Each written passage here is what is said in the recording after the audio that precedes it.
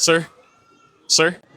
Sir, excuse me, question for you, sir. Nandito po ba yung may-ari ng store? Teka, hanapin ko. Ay, ako pala yung bro. Kayo po yung may-ari. Oo. Iniisa-isa po namin yung mga store dito. Hinahanap po namin talaga yung mga may-ari. Baka Oo. pwede, sir, kayo naman po yung interview natin for the younger generation. Oo naman, no problem. Pinapanood kita bro, pinapanood din yung mga advice mo eh. Salamat, sir. Grabe. Salamat po, sir. Laking tulong nun para sa amin ha. Baka, sir, kayo naman po yung pwede namin intervene. Kahit Sure, sandali. pwede, walang problema. So, sir, ilang taon na po tayo sa chocolate business? 13 years na siya. Ako nagmamanage ako sa business namin, mga 3 years, 4 years ako nagmamanage. So, kailan po natin, sir, nakuha yung first million natin? Mga around 20s, 23, nakuha ko yung first million. Ilang taon na po ba tayo, sir? 24 pala ako, sir. 24 ka pa pala lang, ako. sir. So, last year lang yun. Oo, Congratulations, sir. Thank you so much ha. Pero chocolate, sir, sobrang niche na tong business na to, no? Hindi pa tayo natakot na pasukin tong industry na to. Ang dami natin mga competitors dito, eh. Actually bro, very risky siya. Sa negosyo, kailangan naman natin mag-take ng risk eh. Kailangan mo lang maniwala sa sarili na kaya mong ipagsapalaran itong product mo na to. Kaya na ito maipagsabayan sa international market. Ang gusto din talaga namin bro, gusto ko ipakita yung sarap ng Pinoy, hindi lang pang dito sa Pilipinas pare. Gusto ko bawat turista dito sa atin, makikita na itong mga product na to. Yun talaga yun, no, sir. At saka nakikita ko, sir, na parang may movement kayo, no? Galing po ba tayo sa Davao, sir? Oo, galing Davao ako. So shoutout sa mga taga Davao. Yung business natin, doon din galing. Oo, galing Davao pa talaga siya. So gusto talaga namin ipakita yung galing ng Davao, kaya makipagsabayan kahit sa dito parte sa Pilipinas. Grabe, sir. Ang galing nyo po, no? Let me take you back, sir. Paano nyo po napaputok yung chocolate business? Sinimulan lang namin to sa pagsali-sali sa mga fairs, sa mga small market lang yung una. Hanggang sa napansin kami na, masarap pala itong tsokolate na meron kayo. Parang may ganitong lasa pala yung mga taga Davao na hindi napapakita before. So nung pagdating nito sa Manila, thankful kami na na-appreciate nila yung lasa na meron kami. Organic, at the same time, single origin siya. Sa Davao mo lang makikita yung ganitong lasang tsokolate. So, ang kinailangan natin at that time, matikman talaga ng mga tao tong Tikman ng tsokolate. mga tao. So sumasali-sali talaga kami sa any TTI fairs, sa mga Go Negosyo programs. Doon nagsimula na ma-showcase yung product namin at nakilala ng mga tao. Galing, sir, no? Kasi gumawa ka talaga ng paraan para matikman nila, no? Oo. Hindi na natin kailangan i-market, no? Kailangan lang talaga nila matry kahit isang beses. Kahit isang beses, try nyo yung product namin. Pag natikman nila, alam kong babalik-balikan nila. So, next question naman po, sir. Galing po ba tayo sa pera? Actually, sakto lang. Okay naman yung family namin. Nakaka-provide naman yung parents ko sa akin. Pero syempre, nasa sayo pa rin yan. Paano mo papagandahin yung buhay mo? Paano mo didiskartehan yung mga bagay na gusto mo para sa sarili mo? Yun, totoo yun, sir, no? Pero tanong ko lang, sir, na mas mahirap ba pagdating sa mga mayayaman yung gumawa ng business, lalo na pag galing ka sa business family? Kasi feeling ng iba na may kailangan silang patunayan, eh, no? Kaysa sa mga tao na hindi galing sa business family, na parang okay lang magkamali. Kayo po ba, sir, naramdaman nyo yung hirap sa ganito? Actually, naramdaman ko yung hirap, bro. Pero kailangan mo talagang gumawa ng diskarte para sa sarili mo. Hindi naman kasi andyan all the time yung parents mo para sa'yo. Totoo. Hindi kasi pwede na hihila-hilata tayo, hihintay lang tayo ng biyaya. Hindi pwede ganun. Kailangan sipag tayo. Papaanat lang tayo ng mabana. Gumawa tayo ng para sa atin. Para naman sa magulang natin to. Para sa magulang, pero wag titingnan yung pressure sa magulang. Huwag mo titignan yung pressure. May kanya-kanya tayong timeline. So, sipagan mo lang. Pero sir, napapansin ko lang, ang galing nyo magsalita, no? Magaling po ba tayo sa sales? Thank you, Hindi naman. Pero alam mo pare, di ako mas galing sa sales. Pero kaya ko kayong bentahan ng champurado. Try nyo na, bro. Available to sa all Cacao de Davao store. 180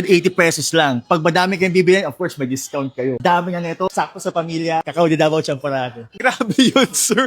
Parang pinractice nyo talaga yun, sir, ha? Sales kasi isang parte yan sa business na kailangan natin mapakita sa mga tao na kaya natin ibenta yung produkto natin. Tama yun, So, sir. kahit dapat ibebenta natin. Sige nga, sir, pwede nyo po ba kami bigyan ng isang secret para maging magaling sa sales? Dapat maniwala ka sa sarili mo. Pangalawa, alamin mo yung binebenta mo. Siyempre, huwag kang mamahihiya. Sa inyo guys, itry nyo na. Huwag nyo makakalimutan subukan. Temporado ito. Totoo yun, sir, no? Lalong-lalo na pag magtatayo tayo ng business, no? Tatanggalin natin lahat. Aalis tayo sa comfort zone natin. No? Nandito talaga tayo sa industry kung saan makikita mo yung opportunity kapag ikaw yung lumalapit. Pero sir, tanong ko lang, no? Davao-based yung business nyo, pero dinala nyo dito sa Maynila. Alam ko, mahirap kapag malayo ka sa business, eh, no? Oo. Pero kayo, dinala nyo dito. Ano po bang mindset yung meron kayo para gawin to? Actually, meron na kaming around 11 to 12 branches na yun. Dami na din, sir. Ang daming challenges along the way kasi of course galing Davao pa. Dadalhin mo Layo, yung sir. produkto mo sa iba't ibang lugar, expansion, paano ba yung mga tao, marketing. At the end of the day, kaya kailangan mo lang talagang gawin is yung product mo itself magsasalita para sa'yo. Tama yun, sir, no? Maganda rin yung produkto, maganda yung serbisyo. Tuloy-tuloy na po yan, eh, no? Marketing mo, lasa nito. Tanong ko lang, sir, meron po ba tayong mentor na nagbibigay sa atin na advice? Meron. Shout out kay Joey Concepcion. Siya yung nagme-mentor sa akin sa Go Negosyo. Any advice na galing doon sa mentor natin na isinasabuhay natin ngayon dito sa business natin, ano po to? Mas palawakin mo yung pag-iintindi mo sa mga bagay-bagay, lalo na sa negosyo. Kasi ang negosyo, along the way may natututunan ka dyan eh. Hindi pwede yung, kasi na-reach ko na to, okay na to. Kailangan exceed mo pa yung limits mo. Every day is a lesson. Every day is a blessing. Be observant. Learn more about business. That's a key. Yun, tama yun, sir, no? At saka sabi daw nila, ang confidence, yun po yung magiging kalaban natin para sa growth natin, no? Oo. Tuloy-tuloy ang progress, no? You have a wonderful advice, sir. So thank you so much for your time. Diskarte.